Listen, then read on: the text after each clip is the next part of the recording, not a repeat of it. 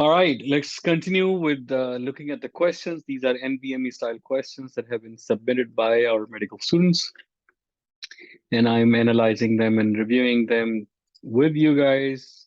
I haven't read them before, so let's start with another question.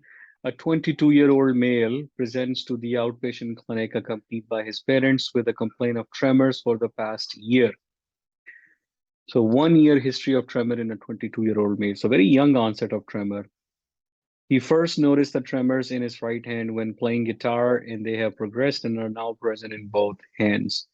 So that is interesting. Typically, onset of tremor on one side is considered significant as compared to onset of both hands, but often tremor is more noticed in one hand, and that's usually the dominant hand, just like this kid.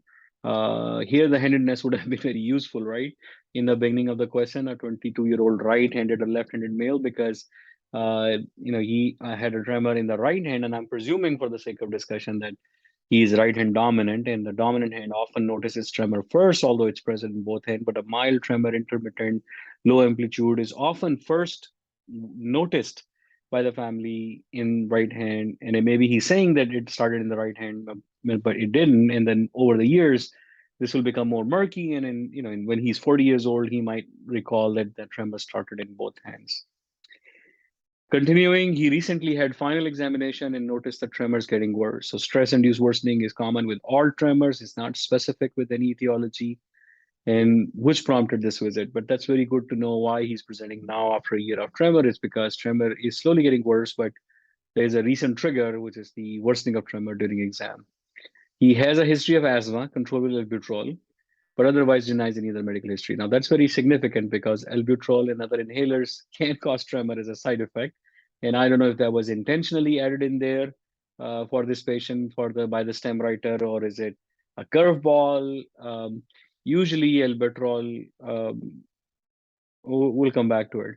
Family history is unremarkable. So this is very significant. See, because he's a 22-year-old, and the most of the tremor you're thinking about are genetic or familial tremor at this age, myoclonic tremor, dystonic tremor, essential tremor, and so on and so forth. Most of the tremors at age of onset 22 would be concerning for genetic onset. So if you look at movement disorders, for example, Parkinson's disease, and onset before age 40 is considered genetic, concerning for genetic form of Parkinson's. And after 40 is just an early young onset Parkinson. And after 60 is typical Parkinson's.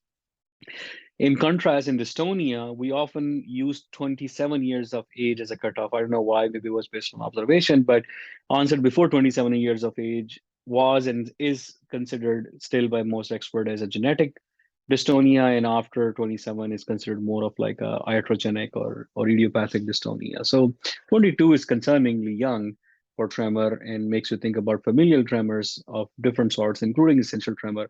But here, family history is unremarkable, right? And patient is on albuterol.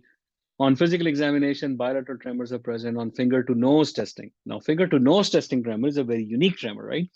A typical tremor is either a resting tremor or a postural tremor or a general action tremor with simple actions.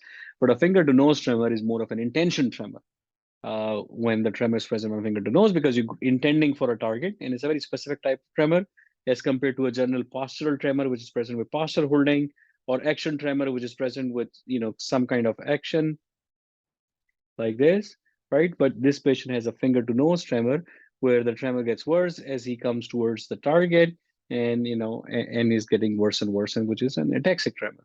A 22-year-old with a 1 year history of ataxic tremor would be concerning. No other neurological deficit. There is no tremor at rest, which is important. Resting tremor is very concerning for Parkinson's disease. What is the most appropriate initial treatment for this patient's condition? Now, that's somewhat easy because the treatment often is independent of the etiology of the tremor, because none of the treatment is curative and you're only trying to suppress the tremor. But here, because the patient is albuterol, that may be a contraindication to use a beta blocker like propranolol, and that might make you go for one medication compared to the other. So carbidopa levodopa is an option A, which is for Parkinson's disease, which clearly he doesn't have. Pramipexole is often used for Parkinson's disease, which he doesn't have. Propranolol may be contraindicated because of use of albuterol. Primidone would then be my choice for this tremor, which may or may not be familial and is more of an ataxic tremor. The problem with Primidone is that over long term, it's unclear, but there is a concern for long-term use of primidone in someone with ataxia. Although in early on, in first few years, primidone might actually improve ataxia. But here, this finger-to-nose tremor is concerning. Unless these question writers were more trying to incline some form of a simple action tremor, then they chose the wrong test to show that simple action tremor, right? The finger-to-nose testing is an ataxic tremor, and now I'm worried about a lot more than just treating this tremor. And maybe he doesn't even want treatment for tremor. He wants an answer for his diagnosis, and he needs a lot of work for a young onset ataxia and ataxic limb ataxia and ataxic tremor. Rivastigmine usually doesn't have any role in tremor. It's a acetylcholinesterase inhibitor for cognitive impairment. So primidone seems to be a reasonable choice here, although this stem is more concerning for the etiology itself. So let's look at the answer. And yes, the answer is primidone. All right, let's stop here and we'll discuss another question in a different video.